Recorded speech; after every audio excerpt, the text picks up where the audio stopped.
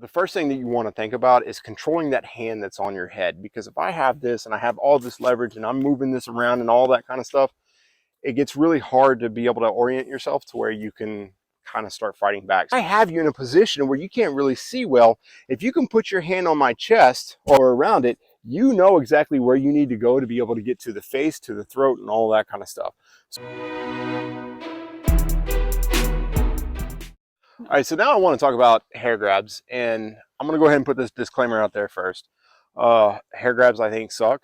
Defenses to hair grabs, I think, suck. I think instead of trying to learn all these different defenses, I think it's more important to understand the problem that you're faced with. So what we're going to do for the essence of this video, and to make it a little bit more simple, instead of trying to come up with all these frankly bullshit type defenses, we're going to talk about these problems. We're going to kind of walk through it that way. So the first problem is me trying to move you around or use it as a sense of control. So different ways to grab somebody's hair. Obviously you have the top, you have the sides, right? You have the back, and then you can have from here, it could be more like a push, it could be a pull, it could be side to side, all that kind of stuff. You also have the double-handed, you know, if I'm trying to bring you in to throw a knee or something like that, you know, so these are kind of what you're going to be looking at. Somebody's trying to use it in a way to kind of move you into another position or control you or something like that.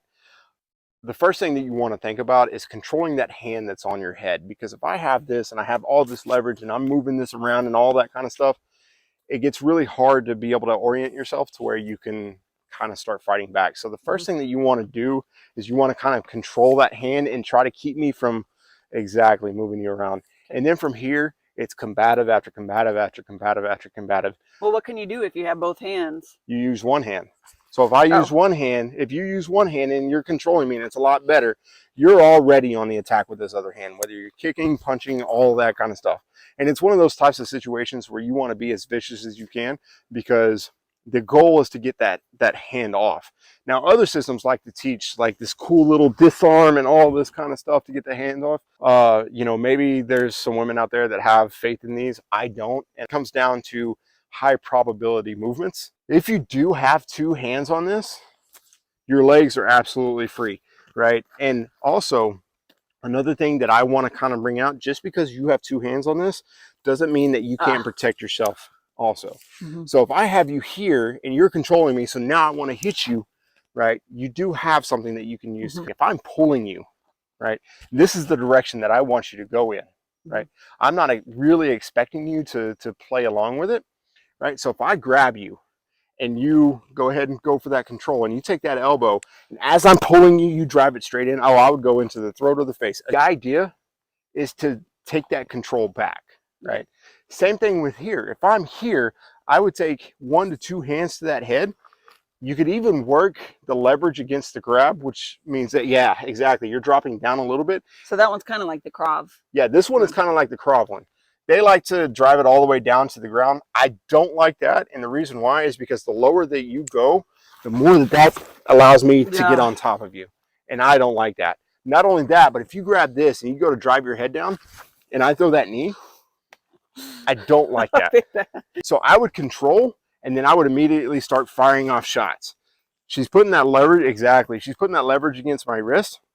And again, I'm not going to just grab this and be like, you want to go on a date with me? It's not how it works, guys. Seriously. So when I'm grabbing, again, I could be pushing, I could be pulling, I could be side to side or whatever. You can use that to your advantage. If I'm pulling, you can drive that back leg front kick straight into my knee or the groin. Into the knee. Yeah. Or the idea on this is to kind of beat them into a submission to where they let go, right? To where it's going to cost me more than it's worth to hold on to this, right? What about?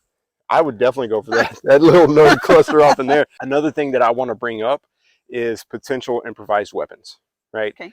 I carry knives on me everywhere I go. I understand that most women aren't that way, but they could have things like a cell phone. They could have things like a key, like keys or something like that. And I don't have keys on me, so you're just going to have to like imagine, right? If I'm holding, or if she's holding keys, right, she's not going to be an idiot and put them through her fingers, right? Ladies, real quick, and this is going to be a side note, putting keys like this and trying to hit people with this is stupid. Don't do it because you're going to hurt yourself.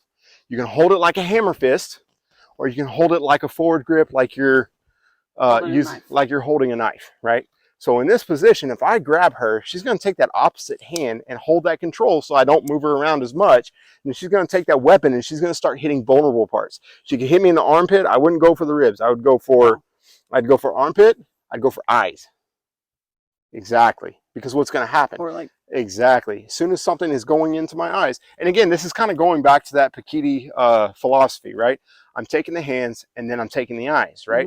So if we're going to play pretend now. If you grab my hair, right? First thing I'm going to do is I'm going to come up and I'm going to control this. Next thing I'm going to do is I'm going to drive right off in there, right? And again, you can go reverse or you can go forward. oh, Exactly. And then from there, I'm going to go straight into the eyes. he just did that so that he could poke me in the armpit. So again, you're wanting to overwhelm with aggression and you're wanting to try to keep some kind of control. If you just let them go with this, it's not going to end up well for you. You will end up on the ground and you will end up in a position where it's going to be easier for them to do what they want to do to you. So the next thing that I want to talk about is when you're already in the fight and somebody's using it as leverage.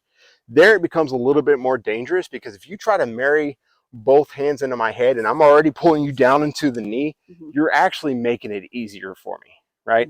So in that instance, you would want to think as much, if not more, about defending the initial problem, which is the knee. It's not the hair grab, it's the knee. This is not going to kill you. This is going to hurt really bad. Exactly.